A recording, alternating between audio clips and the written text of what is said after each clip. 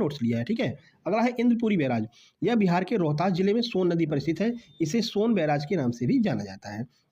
चलिए, अगला प्रश्न पूछा गया था भाई अमरकंटक से कौन कौन सी नदी निकलती है। तो अब ऑप्शन तो अपन को मिला नहीं है, लेकिन ये पक्का है कि भाई या तो सोन नदी दी गई होगी या नर्मदा नदी दी गई होगी।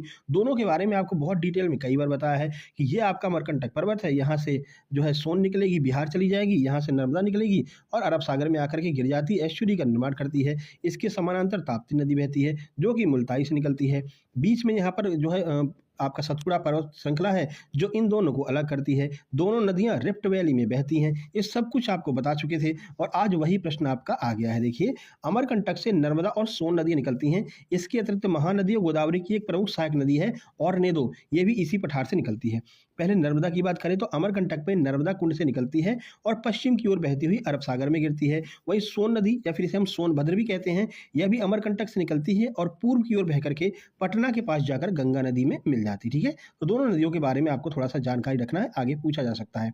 अगला, संपत्ति के अधिकार को हटा करके किस अनुच्छेद में रखा गया है। तो संपत्ति के अधिकार को अब जो है आर्टिकल 300A में कर दिया गया है। चलिए पूरी जानकारी आपको देते हैं। संपत्ति के अधिकार को मौलिक अधिकार से हटा करके अनुच्छेद 300A में रखा गया है, जिससे यह अब एक संवैधानिक या फिर कानूनी अधिकार बन गया है। पहले यह मौलिक अधिकार हुआ करता था। इसके बारे में बहुत डिटेल में आपको बताया था कि भाई भारत स्वतंत्र हुआ तो भारत में जो हुआ भाई सड़कों को बनाओ, हाईवे वगैरह बनाओ। अब हाईवे बना रहे हैं तो हाईवे तो सीधा जाता है, लेकिन यहाँ पर किसी का खेत पड़ गया, अब वो खेत दे ही नहीं रहा है, कह रहा भैया पैसा ले लो, करा नहीं देंगे, मेरा खेत है। तो ऐसे में समस्या हो रही थी और बोला था मेरा मौलिक अधिकार है कि तुम जो है हमारे खेत को ले नहीं सकते हो। तो फिर सरकार ने कहा यार ऐसा करो, संपत्ति अधिकार को यहाँ से हटाओ। संविधान संशोधन किया, यहाँ से हटा करके कानूनी अधिकार बना दिया है। अब क्या है कि आपको वो जमीन देनी पड़ेगी। हाँ, आप ये है कि जो उसकी करंट रेट चल रही है उससे 2 गुना 3 गुना पैसा ले सकते हैं, वो चलेगा, लेकिन जमीन आपको देनी पड़ेगी, है ना। अगर वहाँ से हाईवे निकल गया तो नोएडा वाले जितने लोग हैं ना, नोएडा वाले वो इसी से प्रसन्न हैं, क्योंकि वहाँ से बड़े बड़े हाईवेज निकले हैं, सिटी को डेवलप किया है। तो हाईवे किनारे जिसकी जमीन पड़ जाती है भैया उसके जलवे हो जाते हैं, पता ही है आप लोगों को, ठीक है ना। छोटी छोटी जमीन जानते हैं कितनी महंगी में जाती है हाईवे वाली। चलिए, यह बदलाव 44वें संविधान संशोधन में किया गया। 44वां संविधान संशोधन किया 1978 में, जिसमें इसे संविधान के भाग 9 में स्थानांतरित कर दिया गया था, ठीक है। तो 44वां संविधान संशोधन देख लीजिए, ये 1978 में संपत्ति के अधिकार को मौलिक अधिकारों से हटाने के लिए लाया गया था। नया अनुच्छेद बनाया गया और 300A में इसको जोड़ दिया गया। वर्तमान स्थिति क्या है, तो अब संपत्ति का अधिकार एक मौलिक अधिकार नहीं है बल्कि एक कानूनी या फिर संवैधानिक अधिकार है।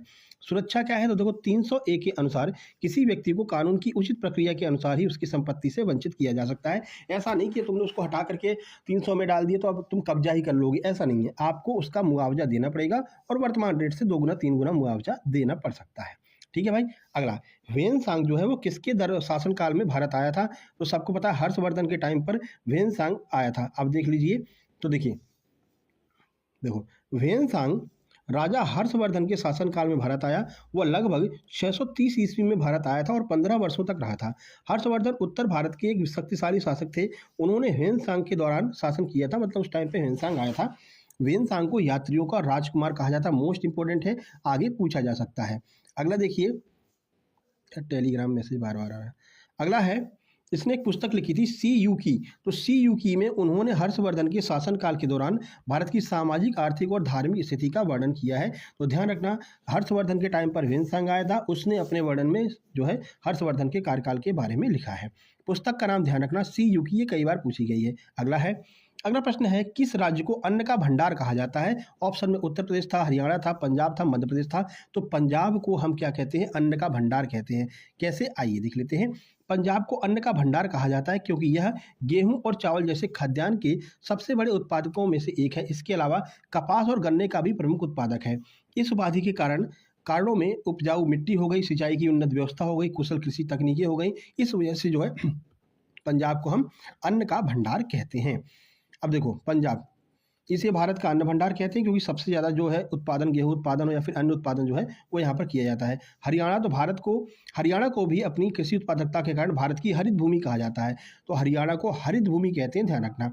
उत्तर प्रदेश की बात करते हैं तो यह राज्य भी गेहूं, चावल, गन्ना और आलू जैसे उत्पादकों का सबसे बड़ा उत्पादक है। मध्य प्रदेश की बात करें तो दालों का उत्पादन सबसे ज़्यादा मध्य प्रदेश करता है, जिसमें सोयाबीन का उत्पादन सबसे ज़्यादा मध्य प्रदेश में होता है। चलिए, एक आपका डेरिवेशन और पूछा गया था साइंस का।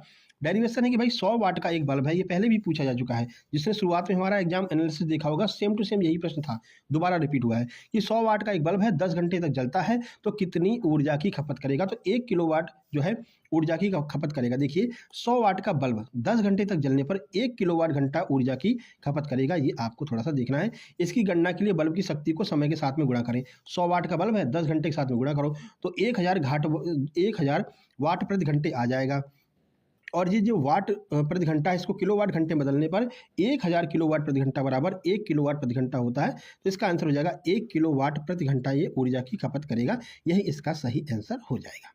चलिए अब गणित के कुछ प्रश्न देख लेते हैं। मैथ में भी परिवर्तन हुआ, अर्थमेटिक ज़्यादा आया, एडवांस का पोर्शन कम कर दिया है।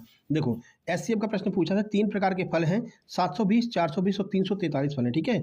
तो इन फलों को समान रूप से बांटा जाए तो प्रत्येक व्यक्ति को कितने फल मिलेंगे, एचसीएफ पूछा गया था।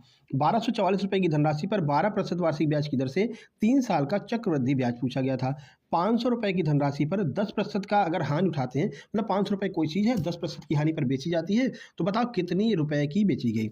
अगला है 345 क्रय मूल्य वाली वस्तु पर 5 रुपए की छूट दी जाती है, तो विक्रय मूल्य बताइए। अब इसमें जल्दबाजी में 5% नहीं करना है, आप देखना क्या कह रहा है, 5 रुपए की ही छूट दे रहे हैं, तो कितनी की बेचेंगे, तो 345 में से 5 घटा दो, 340 की बिक जाएगी, ठीक है। बाकी त्रिभुज का किस मतलब त्रिभुज के प्रकार से पूछा गया था, ये किस प्रकार का त्रिभुज है। और ट्रेन से 3 से 4 प्रश्न आज ट्रेन से पूछे गए थे। ट्रेन से बहुत प्रश्न आ रहे हैं ना, 4-5 प्रश्न तक ट्रेन से पूछे, हालांकि नॉर्मली पूछे, स्पीड वगैरह पूछी है। अगला था एक पिता और पुत्र की आयु का अनुपात 3:4 है, 4 साल बाद उनकी आयु का अनुपात 5:6 था, तो बताओ वर्तमान में उनकी आयु का अनुपात क्या हो जाएगा। अगला एक ट्रेन की लंबाई 200 मीटर है, वह 50 किलोमीटर प्रति घंटे की चाल से एक स्टेशन को 30 सेकंड में पार करती है, तो स्टेशन की लंबाई आपको बतानी थी। अगला एक और ट्रेन का है, देखो 2 ट्रेन, एक की जो लंबाई है वो 150 मीटर है, दूसरी की 200 मीटर है, दोनों की स्पीड 50 किलोमीटर प्रति घंटा है, तो वे एक दूसरे को कितने समय में पार करेंगी। बाकी ना तो आज कोई माध्यिका आई थी, ना कोई माध्य आया था, ना ही एडवांस के प्रिज्म पिरामिड इनसे कोई प्रश्न आया था, ठीक है, ना ही ट्रिग्नोमेट्री का आज प्रश्न आया था, ठीक है। तो केवल आपको ध्यान रखना 2 से 3 प्रश्न ही आए थे एडवांस के, बाकी आपको पूरा अर्थमेटिक देखने को मिला था आज। चलिए रीजनिंग देखो। रीजनिंग में प्रश्न था 8 मई 2010 को कौन सा दिन था। इसके अलावा 12:35 पर घड़ी की सुइयों के बीच में कितनी डिग्री का कोण बनेगा। इसके अलावा 5:39 का दर्पण प्रतिबिंब पूछा था, है ना, कि एक घड़ी में 5:39 हो रहे हैं, बताइए इसकी वाटर इमेज कितनी होगी। अगला एक वृत्ताकार घेरे में 4 लोगों को बैठा करके अंदर की तरफ मुंह करके बिठाया था वृत्ताकार घेरे में, फिर वहां से 2 प्रश्न बनाए थे। सुबह जो है 4 लोगों को सुबह बिठाया था, शाम को भी 4 लोगों को ही बिठाया, सुबह 6 लोगों को बिठाया था, ठीक है। एक प्रश्न इस तरह से आ रहा है, ये जो बीच बीच में गैप कर देते हैं, AB-CD फिर -B-C ABC, इसको आपको फिलिंग करना था। एक प्रश्न इस तरह का आया था। अगला ब्लड रिलेशन के 3 प्रश्न थे, जिसमें इशारे वाले 2 प्रश्न आज पूछे गए हैं।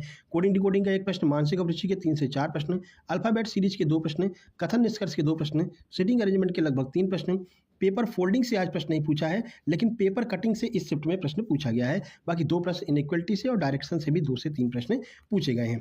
प्रश्नों की संख्या बात करें तो मैथ में लगभग 15 से 16 प्रश्न, रीजनिंग में 40 प्रश्न, दोनों मिलाकर के 57 से 58 नंबर का मैथ रीजनिंग पूछा था, और मैथ में अर्थमेटिक ज़्यादा पूछा था। साइंस 12 नंबर की, बाकी आपका जीके जीएस करंट अफेयर है, ठीक है। स्कोर की बात करें तो 71, 80, 81, 74, 77, 83 इतने स्कोर जो है आज देखने को मिले हैं इस शिफ्ट में। ये हमारा व्हाट्सअप नंबर है 7052547033, इस पर मैसेज करके आप लोगों को अपने नोट्स प्राप्त कर लेने हैं, चाहे आप छात्रावास अधीक्षक या फिर MPSI, MPASI, MP कांस्टेबल किसी के भी नोट से प्राप्त कर सकते हैं। Telegram channel success junction live के नाम से है, लिंक डिस्क्रिप्शन बॉक्स में दी गई है, फॉलो जरूर कर लीजिएगा। मिलते हैं नेक्स्ट वीडियो में। कल के एग्जाम एनालिसिस में अपने प्रश्नों को आपको इसी नंबर पर सेंड भी कर देना है 1 घंटे के अंदर। तब तक के लिए नमस्कार, धन्यवाद।